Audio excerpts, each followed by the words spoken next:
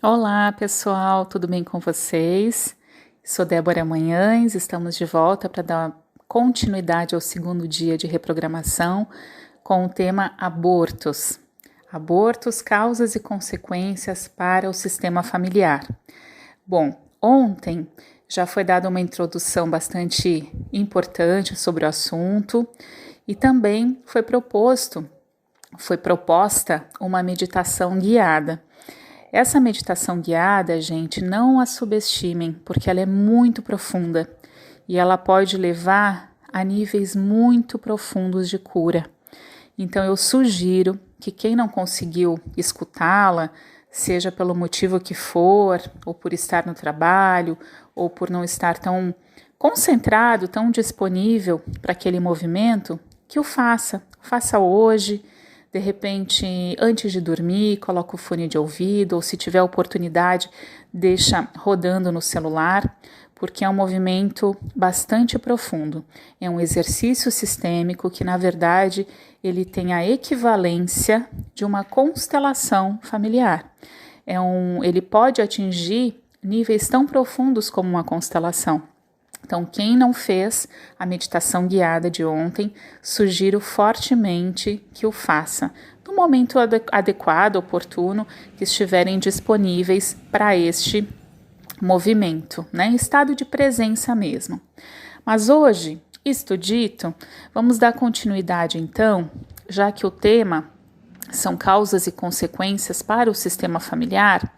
Hoje eu quero trazer um pouquinho mais profundamente sobre as causas, as possíveis causas.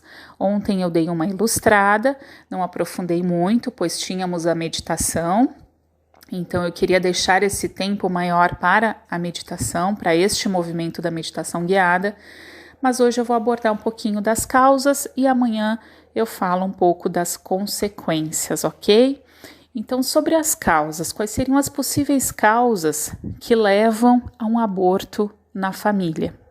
Como eu já havia falado anteriormente, vocês já sabem, em constelação não há julgamento, né? Então, quando eu falo abortos, eu já estou incluindo tanto os espontâneos como os provocados.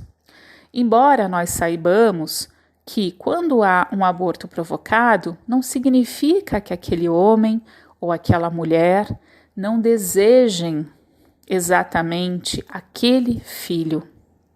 Eu gosto muito de salientar isso. Repito, não significa que eles queiram eliminar aquele filho. Na verdade, gente, quando acontece um aborto, significa que aquele homem e aquela mulher estão eliminando a paternidade da vida deles. Ou seja, eles não estão disponíveis para serem pais naquele momento.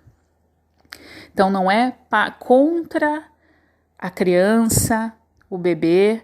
Bert Hellinger já dizia que um aborto provocado ele tem um peso quase como o de um assassinato dentro do sistema familiar, em níveis inconscientes, em níveis mais profundos. Mas não é a intenção de matar o filho, vamos dizer assim, num português bem claro, mas sim é um desejo de matar aquele pai e aquela mãe que ainda não estão prontos, né, que existem dentro de cada uma dessas pessoas. Então, gente, o que eu quero trazer aqui, né? Esse movimento, essas causas são muito mais profundas, né? Dificilmente alguém vai querer abortar porque, eu vou ali e vou fazer um aborto. Não é assim, né, gente? Por mais que a mulher queira esconder, né, meu corpo, minhas regras, por mais que ela sinta que eu tenho o direito de decidir, ok. Só que na alma dela, nenhuma mulher fica confortável após um aborto. Aí está a questão. E esse sentimento de desconforto, às vezes de um sentimento de culpa, ainda que inconsciente, tá? Às vezes conscientemente essa mulher diz, não, o aborto é legal, vamos supor em algum país que o aborto é legalizado, mas a alma dela não está em paz e não fica em paz. E não é só ela, isso fica pairando no inconsciente coletivo da família, no campo morfogenético, que é o termo correto, né? Essa nuvem energética, essa nuvem de informação que é compartilhada com todos os membros da família. Isso é ciência, ok, gente? A epigenética, ela já comprova as heranças transgeracionais que nós recebemos, ou seja, quando nós nascemos, nós não herdamos somente o DNA, nós herdamos memórias celulares, memórias familiares, e a ciência já comprova isso. Então, tudo que nós fizermos em uma geração e não elaborarmos, e se for algo importante, isso fica pairando nesse inconsciente coletivo e as próximas gerações herdam. Então, percebam o tamanho da nossa responsabilidade perante as nossas atitudes mesmo, porque todos somos um, né, gente? E na família nós formamos parte de um todo. Nós somos como pequenos retalhos de uma grande colcha. Então, o que eu faço não interfere somente a mim. Pode interferir no meu filho, pode interferir no meu irmão mais novo, pode interferir nos meus netos, porque todos estão interconectados nessa grande rede, nessa grande teia.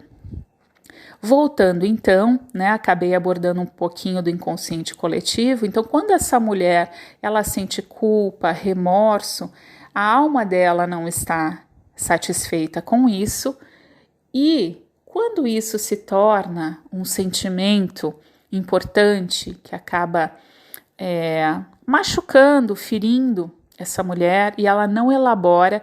Quando eu falo aqui elabora, gente, a pessoa não ressignificar esse luto, não acolher essa dor e essa questão com amor, porque depois de um ato feito, não tem como voltar atrás, mas nós temos como olhar para o mesmo fato de uma outra forma. Então, quando isso é ressignificado, essa situação ela fica resolvida. Não tem mais por que ficar pairando nesse inconsciente coletivo a ponto de atingir os próximos filhos que vierem. Então, as possíveis causas para um aborto, como eu já falei, primeiro ponto, quando ele é provocado, significa que aquele pai ou aquela mãe não estão prontos para serem pais.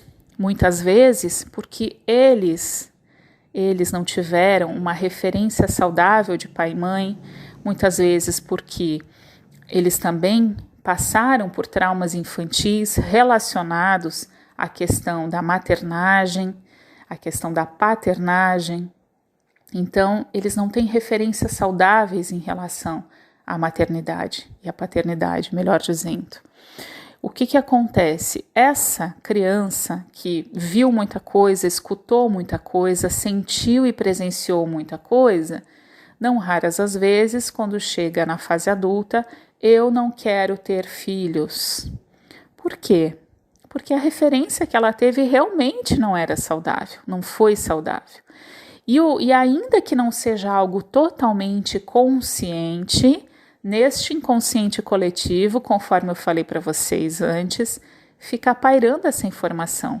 Os não ditos, os segredos de família, tudo isso fica pairando nesta grande nuvem de informação que é compartilhada por todos os membros. E as crianças são muito sensíveis, as crianças sabem exatamente tudo o que passa na família. Ainda que não de forma consciente, mas elas sentem.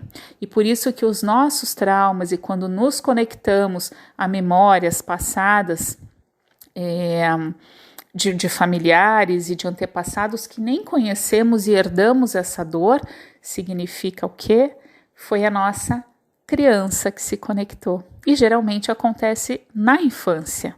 Aí na fase adulta acontece algo, aí vem um gatilho emocional que nos conecta com aquela dor lá do passado. Então a pessoa acha, poxa, tive uma vida tranquila até os 30, depois não sei o que aconteceu. Na verdade, ela já havia se conectado com esse registro, já estava pairando sobre ela, e nos 30, né, por algum gatilho de algo que ela vivenciou no presente, que lembrou o inconsciente dela, que foi algo muito parecido com o que ela experimentou na infância, isso vem à tona e de uma forma mais potencializada, inclusive. Então, gente, as crianças, como eu falei, elas sentem tudo, né, do sistema familiar. Nós nos conectamos a registros geralmente na infância, então o nosso adulto cresce, mas todos nós temos a nossa criança interior, e essa criança é que possui esses movimentos de salvação, né? A criança, ela tem uma arrogância infantil, que ela quer salvar os pais, ela quer salvar o sistema familiar dela, então ela acha que se conectando a uma doença, a uma dor, ela salva os pais. Ela faz um movimento de amor cego, como diz Bert Hellinger, né? Um amor infantil, achando que se eu adoecer, minha mãe não adoece.